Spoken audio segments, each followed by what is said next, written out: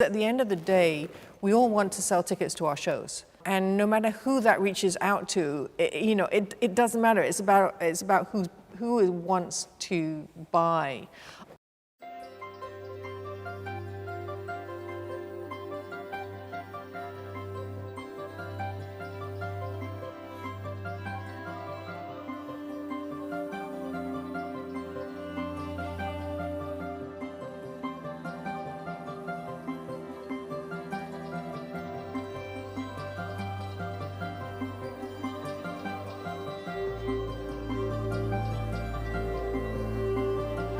I'm Tracie and I'm the Artistic Director and Executive Director for Pangdemonium Theatre Company.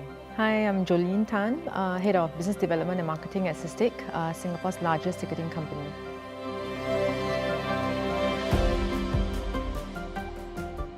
I think when COVID first hit, a lot of arts groups, individuals, music labels were putting out free content online, and I think it was for them a way to stay engaged with their audiences. But with putting out all this free content, is there really a way to generate revenue, to monetize them, to get insightful data? And was it going to be sustainable in the long run? We went through that whole journey, and I think that we did put content online for free.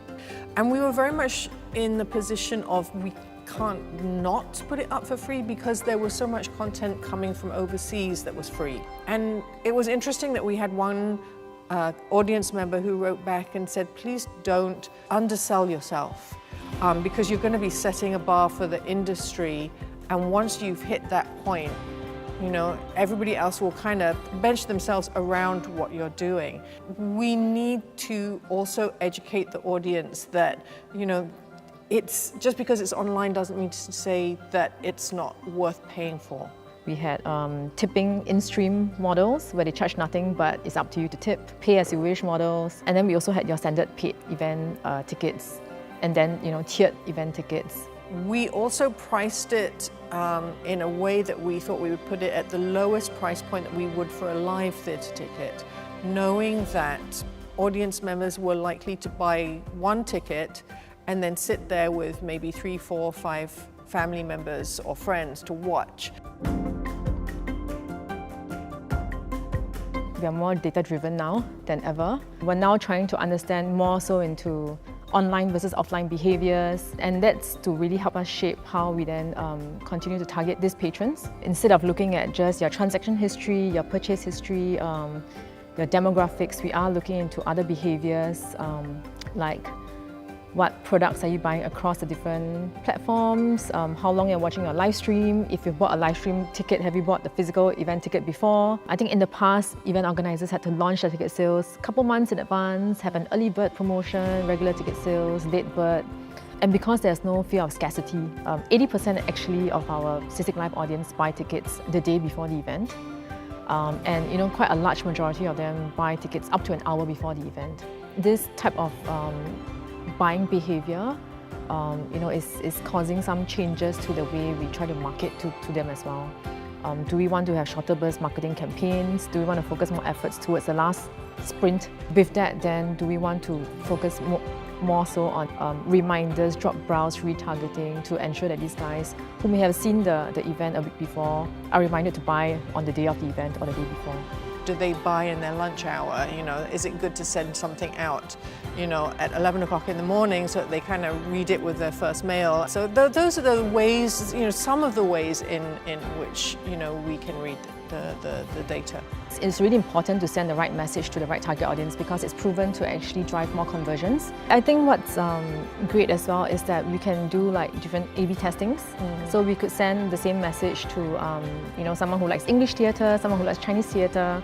We can send differentiated messages and see which converts better. But I think also in terms of the pieces that we put out, we look at who we feel will be interested in it. How do we create the artwork that goes out, and how does that attract that group of people? So we get people who have a vested interest in the subject matter that we're doing to see if they will come and see the show as well.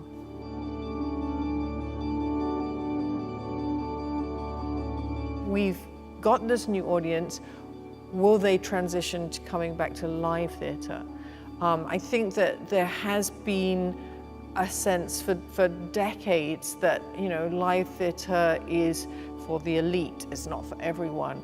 And that is a barrier that as a company we've been trying to break down, you know, constantly since we started. I also think that the streaming has brought in a different group of people to watch theatre and entertainment. People who are, I suppose, interested in the technical side of things, that maybe like gaming, that like, you know, Facebooking and YouTube streaming, and, you know, they're used to that, and then took the leap to watch something that's more long form. Yeah, actually in the past year, what we've observed is that we have, like Tracie said, we are attracting more younger audiences, particularly those below 18. We've also found out that, you know, about 30% of our SISTIC Live viewers are new to SISTIC. So they're first time users of SISTIC, and about the same group, 30% of them are new to the arts. We've also realized that we now target also older audiences as well, those aged above 45, who are also now looking for more online content to consume. These are the guys who traditionally pay for in-venue events and now don't have events to go to. And these are maybe more of the hardcore arts followers. So I think we've seen that a lot of them have converted to online viewers as well.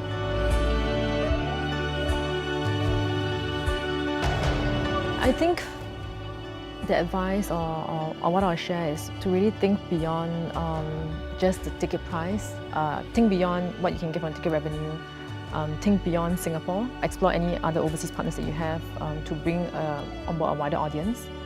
And I would also say to look at alternative commercial opportunities and see what kind of sponsorship opportunities there are out there with commercial partners that can drive revenue aside from just ticket sales. You have to manage the business side and the artistic side.